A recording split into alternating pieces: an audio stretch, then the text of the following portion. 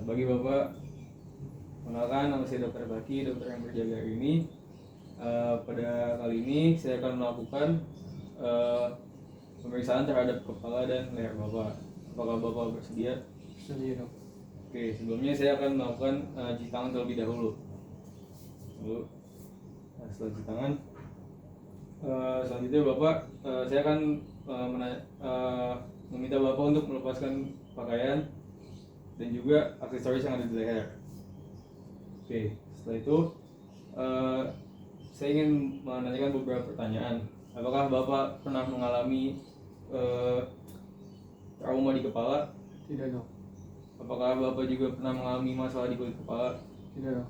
Untuk di kerontokan rambut pernah ada masalah juga? Tidak, Dok. Lalu yang terakhir, apakah Bapak pernah ada riwayat kemoterapi? Tidak, Dok. Oke. Berarti pertama kita lanjutkan dengan inspeksi kepala. Nah, di inspeksi kepala ini saya lihat rambut pasien tidak terdapat perubahan warna, tidak terdapat skoma juga, dan juga bentuk kepala pasien simetris dengan tubuh. Juga tidak terdapat deformitas pada kepala seperti hidrocephalus. Lalu kita lanjut ke inspeksi dan palpasi mata. Kita dapat lihat mata pasien tidak terdapat exophthalmos atau pembengkakan di bola mata. Lalu kita minta pasien untuk memeriksa konjungtivanya. Bapak, saya akan memeriksa konjungtivanya. Bapak bisa melihat ke bawah. Ya.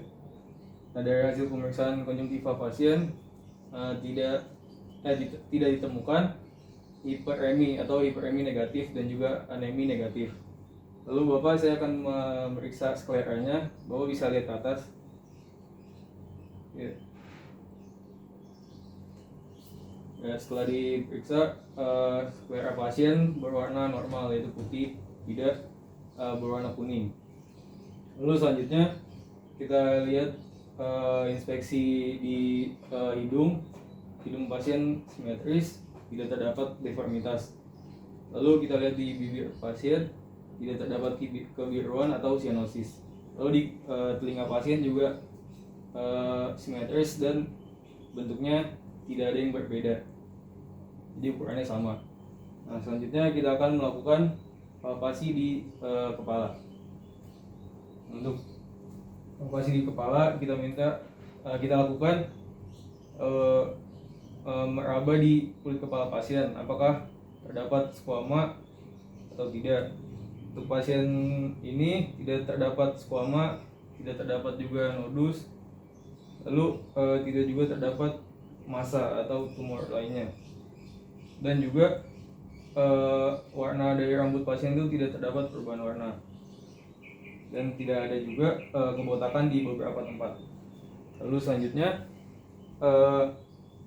kita akan melakukan inspeksi leher. Mungkin Bapak bisa menempelkan dagunya ke dada. Nah, lalu langsung didongakkan Pak kepalanya. Nah, dari sini dapat kita lihat bahwa leher pasien tidak terdapat tonjolan kelenjar tiroid, dan juga otot-ototnya bekerja dengan normal. Seperti dapat dilihat ada musculus sternocleidomastoideusnya normal di sebelah kanan dan kiri, dan juga untuk di otot trapeziusnya juga normal. Terus selanjutnya meminta pasien untuk menempelkan kepalanya ke arah kanan, ke bahu kanan, dan juga ke bahu sebelah kiri. Nah, lalu juga melihat ke arah kanan dan sebelah kiri juga. Nah, ini si musculus sternocleidomastoideusnya terlihat normal. Selanjutnya pasien masih dalam keadaan mendongak, minta pasien dalam keadaan mendongak lagi, minta pasien untuk menelan ludah. Nah, setelah itu tidak ditemukan adanya kelainan atau tonjolan tiroid di bagian bawah leher. Selanjutnya saya akan melakukan palpasi kelenjar getah bening. Kita mulai, pasien agak sedikit mendongak sedikit saja. Lalu kita cek, kita raba dari sub mental, lalu sambil mundur ke sub mandibula, lalu naik ke tonsil, lalu naik ke preauricular, lalu ke retroauricular, lalu ke os occipitalis, ke sub occipital, lalu turun ke vertebra cervical. Rasakan ada atau tidaknya tonjolan kelenjar getah bening. Lalu lanjut ke musculus sternocleidomastoideus, apakah terdapat pembengkakan atau tidak. Lalu yang terakhir, lalu setelah itu disentuh di area di supraclavicular pasien. Lalu setelah itu kita tekan lagi di infraclavicular pasien. Dari hasil pengamatan tidak ditemukan adanya tonjolan kelenjar getah bening pada pasien. Lalu selanjutnya saya akan melakukan palpasi kelenjar tiroid. Jadi saya meminta pasien untuk sedikit mendongak, lalu kita cari kelenjar tiroid yang berada di lobus kanan dan kiri. Lalu kita tekan menggunakan tangan kanan ke arah kiri, lalu tangan kiri merasakan, lalu meminta pasien untuk menelan. Coba Pak ditelan. Oke. Lalu lakukan ke sebaliknya. Coba Pak menelan lagi. Oke, ditemukan bahwa kelenjar tiroidnya itu kelenjar tiroidnya ikut bergerak dengan gaya menelan tadi, namun tidak teraba. Lalu kita lakukan lagi pemeriksaan palpasi tiroid dari arah depan.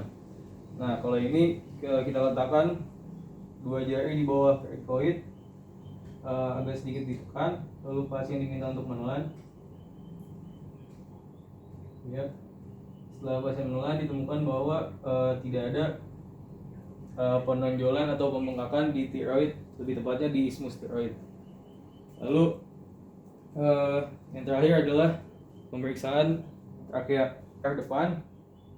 Meminta pasien untuk duduk tegak. Lalu kita sentuh dengan 1 jari di suprasternal. Kita sentuh di kedua sisi, yang kanan dulu, baru yang kiri. Ya, dari hasil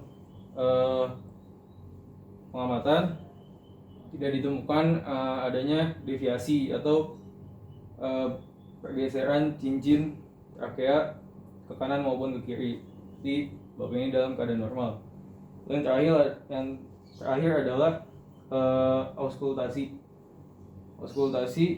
atau mendengarkan bunyi beruit dari lobus kanan maupun kiri tiroid pasien.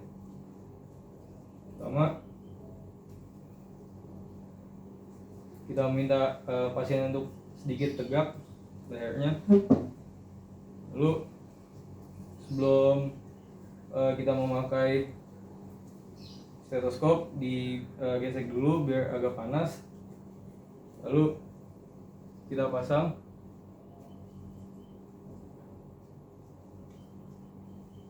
Lalu kita tempelkan di lobus sebelah kiri pasien, lobus tiroid sebelah kiri pasien.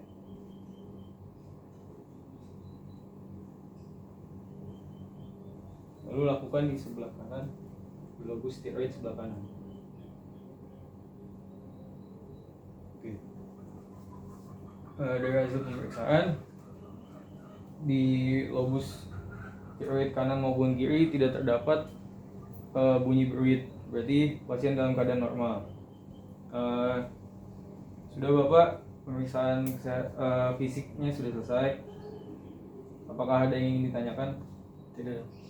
Oh iya, baik. Terima kasih Bapak sudah mempercayakan saya untuk memeriksa fisik Bapak. Mungkin selanjutnya Bapak bisa meninggalkan ruangan ini untuk melakukan kegiatan lainnya. Terima kasih dok. Memeriksa pasien, kita diminta untuk selalu mencuci tangan sesuai dengan standar WHO.